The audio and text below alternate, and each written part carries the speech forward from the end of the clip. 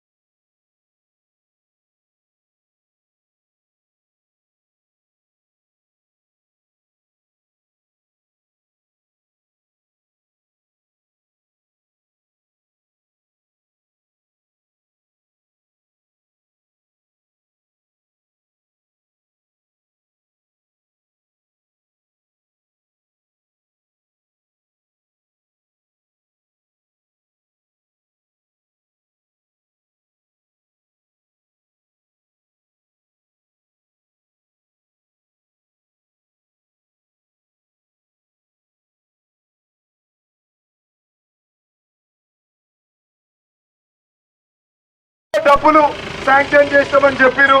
ఆ డబ్బులు ఎక్కడ వచ్చినాయో, ఎవరు తీసుకున్నాడో, ఎవరు తిన్నాడో దేవుడికి ఎరక. తప్పకుండా నారాయణఖేడ్ ప్రజలారా మీ అందరికీ తెలుసు, చేసే ప్రభుత్వం ఏదైనా ఉంటే అది కాంగ్రెస్ ప్రభుత్వమే. సో తప్పకుండా మన సురేష్ కుమార్ షెట్కార్ గారు ఎలానో తెలంగాణ కోసం పోరాడి మన సోనియమ్మ దగ్గర తెలంగాణ తెచ్చారో, ఇప్పుడు మన నారాయణఖేడ్ నియోజకవర్గం నుంచి మన సురేష్ కుమార్ షెట్కార్ గారిని గెలిపించి మనము మన సోనియా గాంధీ గారిని రుణం తీసుకోవాలని చెప్తున్నా మిత్రులారా. తప్పకుండా మీకు ఏదున్నా మన అన్న సంజీవ్ అన్న ముందుంటారు, మా నాన్నగారు సురేష్ కుమార్ షెట్కార్ గారు ముందుంటారు.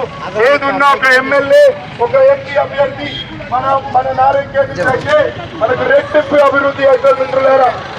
ఏదున్నా మనం రెట్టింపు, ఏది కావాలన్నా రెట్టింపు బడ్జెట్ మనం తెచ్చుకొని ఈ నారాయణఖేడ్ నియోజకవర్గాన్ని ముందు ఏది కావాలన్నా ముందు మనం బడ్జెట్ ఎంత కావాలన్నా తెచ్చుకొని ఏ రోడ్ వైండింగ్ కానివ్వండి, మున్సిపాలిటీలో ఏ పని కానివ్వండి, మీరు భారీ ఎత్తున ఓటేసి గెలిపిస్తే 10 సంవత్సరాలు ఎట్లయినా మా కాంగ్రెస్ ప్రభుత్వమే ఉండబోతుంది. 10 సంవత్సరాలు వాళ్ళ కార్యక్రమాలు చూసిర్రు. ఇప్పుడు మళ్ళీ మా సంజీవన్నకు అవకాశం ఇచ్చినట్టే సురేష్ కుమార్ షెట్కార్ గారికి భారీ మెజారిటీతో మీరు గెలిపించి ముందు తెస్తారని కోరుతున్నా మిత్రులారా. నాకు మీ అందరికీ తెలుసు, అదే 10 సంవత్సరాల క్రితం మన కాంగ్రెస్ ప్రభుత్వం ఉన్నప్పుడు 5 లక్షలు ఆరోగ్యశ్రీ పథకం కింద మీ అందరికీ రావడం జరిగింది. అదే 10 సంవత్సరాలు మన ప్రభుత్వం లేదు కాబట్టి మన దురదృష్టం కొద్దీ ఆ ఆరోగ్యశ్రీ పథకం ఆపేసారు.